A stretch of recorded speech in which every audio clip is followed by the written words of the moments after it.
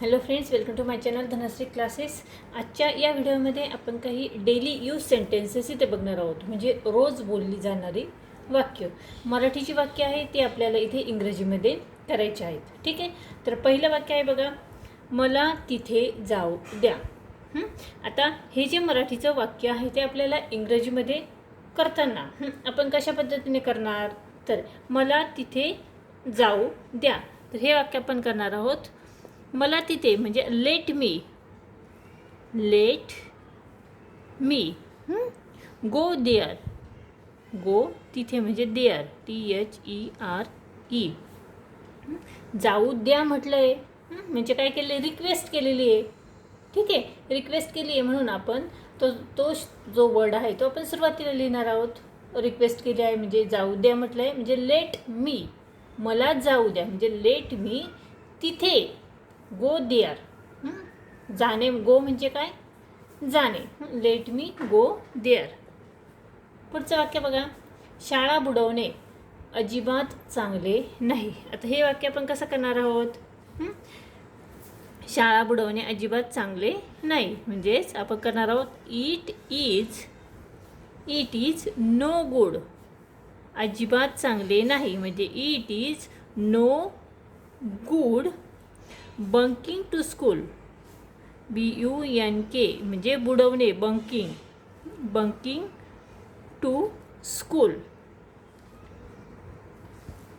ठीक आहे, bunking to school म्हणजे शाळा बुडवणे.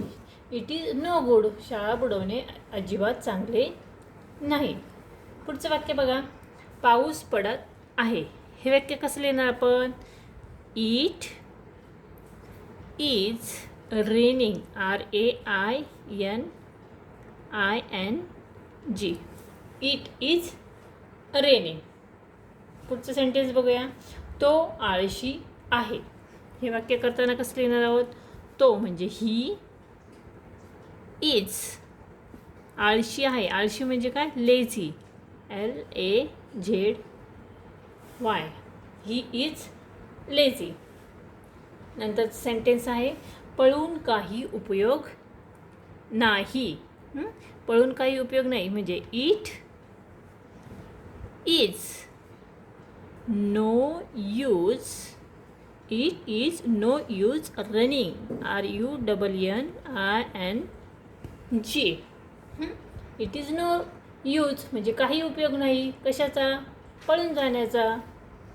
आणि शेवटचं वाक्य बघा, ती गायिका आहे.